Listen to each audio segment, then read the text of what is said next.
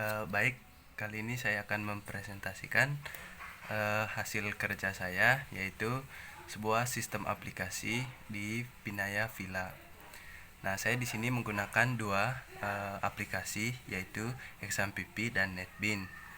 Nah, langsung saja kita meran aplikasi yang saya buat atau sistem yang saya buat. Nah, di sini ada tampilan NetBeans. Kemudian kita cari di bagian loginnya. Terlebih dahulu kita melakukan login untuk bisa melihat data-data seperti transaksi, data pengunjung, dan juga data dari kamar itu sendiri. Nah, di sini kita langsung mencari login.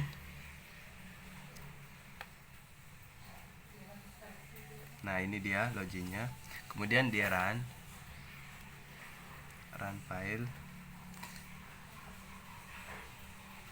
Dan ini sedang diproses.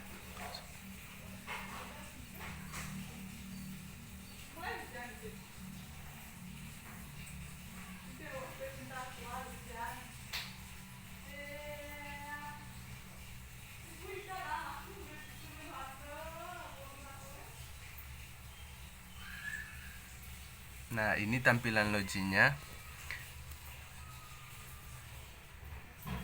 Ini tampilan login dari aplikasi yang saya buat. Nah, untuk username dan passwordnya itu kita yang tentukan sendiri. Contohnya pakai passwordnya saya. Nah, di sini kita ketik. Dan di sini passwordnya. Dan langsung kita klik login.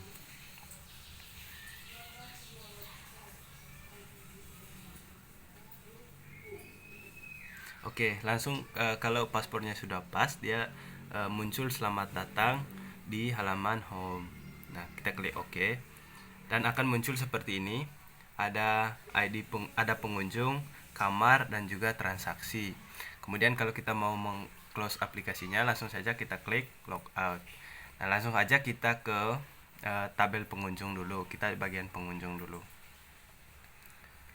Nah, ini di pengunjung terdiri dari berbagai item yang harus diisi, yaitu ada ID pengunjung, nama pengunjung, paspor, telepon, dan alamat. Nah, ini juga ada tombol-tombol create, update, dan juga delete, dan restart. Nah, kita kalau mau menghapus seandainya data-data dari tamu, kita tambahkan dulu pengunjungnya. Contohnya ID pengunjung, dan selain yang udah ada di sini, katakan 21 ID pengunjungnya. Terus kita kasih nama pengunjung, contohnya Agus kita kasih nomor paspornya. Kita bebas dah kasih nomor paspor. Kemudian telepon juga, katakan ini 089 ini. Nah, alamatnya dari Bali. Nah, kalau kita mau menambahkan data dari Agus, kita langsung klik yang namanya create data dari Agus tersebut. Nah, otomatis di sini datanya itu berhasil ditambah kayak gini dah. Nah, kita lihat di sini udah ada datanya di ujung, yaitu Agus. Ini dia. Nah, datanya ini udah terdaftar Agus. Nah, kalau mau kita menghapus data, contohnya kita data nomor 12 kita hapus. Nah, kita klik ininya, kemudian klik delete, dan otomatis datanya terhapus. Dan di sini ada tulisan data berhasil dihapus. Klik OK. Nah, itu untuk tabel pengunjungnya. Nah, kita berikut alih ke tabel kamar, dan ini adalah tombol back dari aplikasi yang saya buatkan ini atau sistem yang saya buat ini. Nah, ini langsung kita ke kamar. Nah, ini juga ada menu kamarnya. Nah, kita klik, langsung dia muncul kayak gini. Ada welcome to form kamar. Selamat datang di data kamar. Nah, kita mengisi ID kamar. Nah, kalau kita isi ID kamarnya itu katakan 22 gitu dah. Status kamar kosong. Status kamar itu ada 2, kita kasih isi kosong atau ada itu berarti kamarnya sedang terisi. Nah, statusnya itu andaikan kosong, kita isi kosong. Kemudian kita pilih tipe kamarnya. Tipe kamarnya itu ada Presiden Suite, Suite Room, dan Deluxe. Nah, ketika kita klik Deluxe, maka otomatis harganya muncul di sini. Muncul dari sistem yang saya rancang ini, dia itu dengan sendiri harganya itu tampil di sini.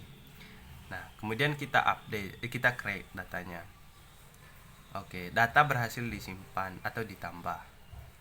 Ya. Seandainya kita mau menghapus, sama juga kayak di from pengunjung tadi, kita mau menghapus salah satu data yang ada di kamar ini. Kita sama aja langkah-langkahnya, klik datanya, kemudian di delete. Nah, otomatis datanya berhasil dihapus.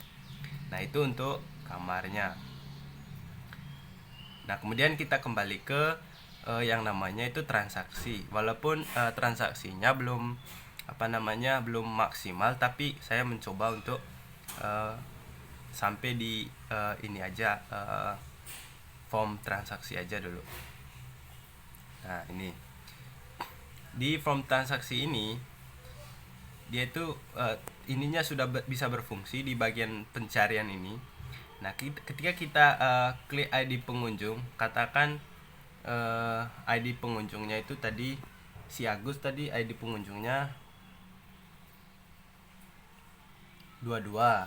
Nah, kita cari.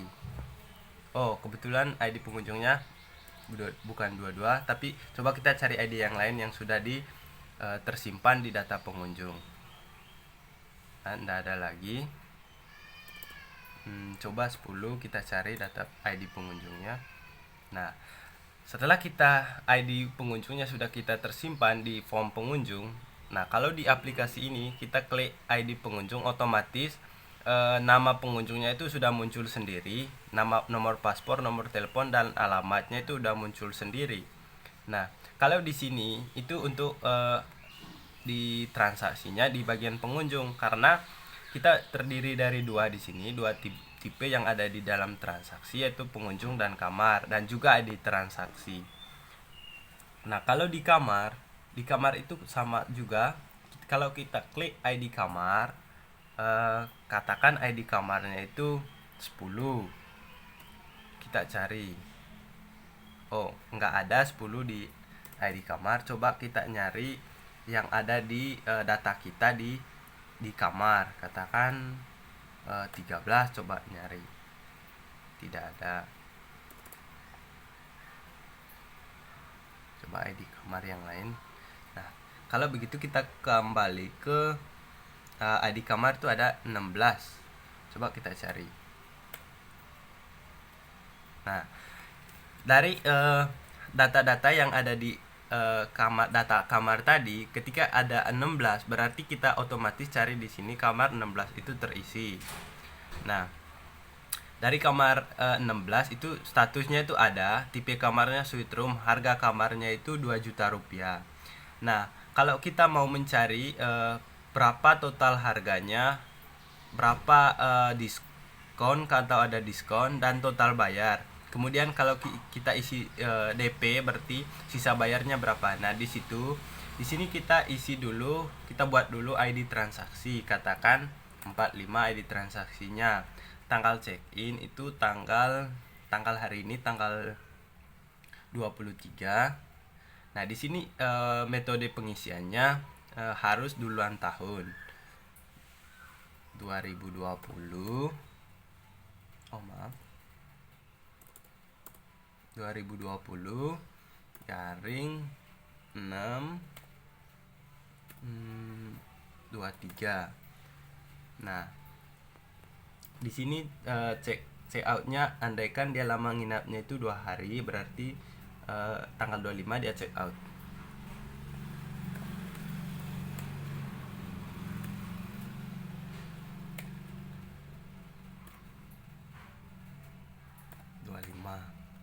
Nah, di sini kita isi lama inapnya itu berarti 2 malam.